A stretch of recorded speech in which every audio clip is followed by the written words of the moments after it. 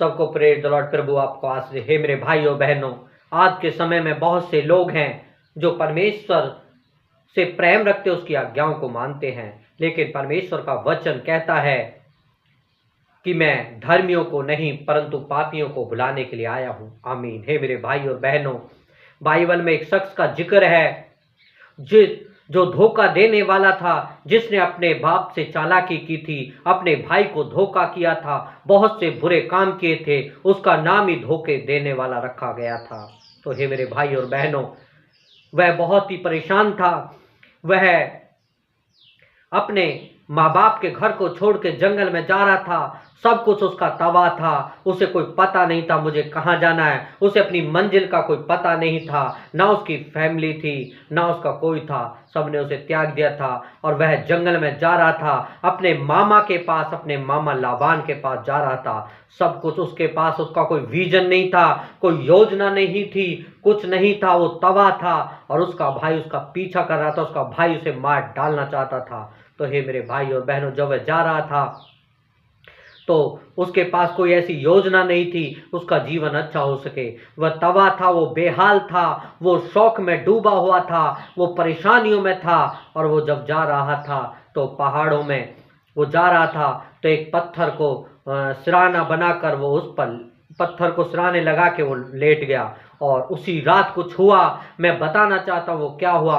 हे मेरे भाइयों बहनों, जैसे ही वह लेटा, उसे रात में सपन में एक सीढ़ी दिखाई दी जो स्वर्ग की ओर जा रही थी, और शब्दूत ऊपर से नीचे की ओर उतर रहे थे और ऊपर से ऊपर की ओर, नीचे से ऊपर की ओर जा रहे थे। उसने सब कुछ देखा और परमेश्वर ने उससे बातें की।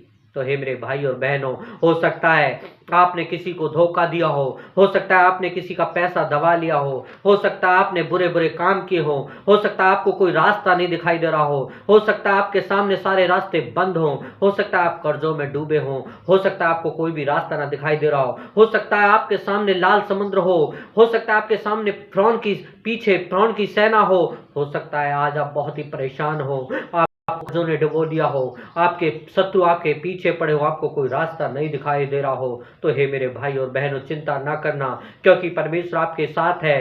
परमेश्वर आपके लाल समुद्र में से दो रास्ता कर देगा, दो भाग कर देगा आपके लाल समुद्र को, आपके तूफानों को शांत कर देगा।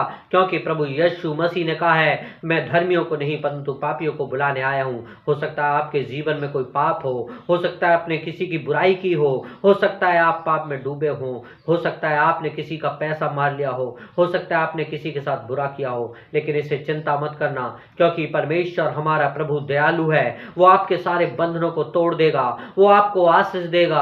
हमारा परमेश्वर बहुत ही महान है, हमारा परमेश्वर जीवित है, आपको उठाकर खड़ा करेगा।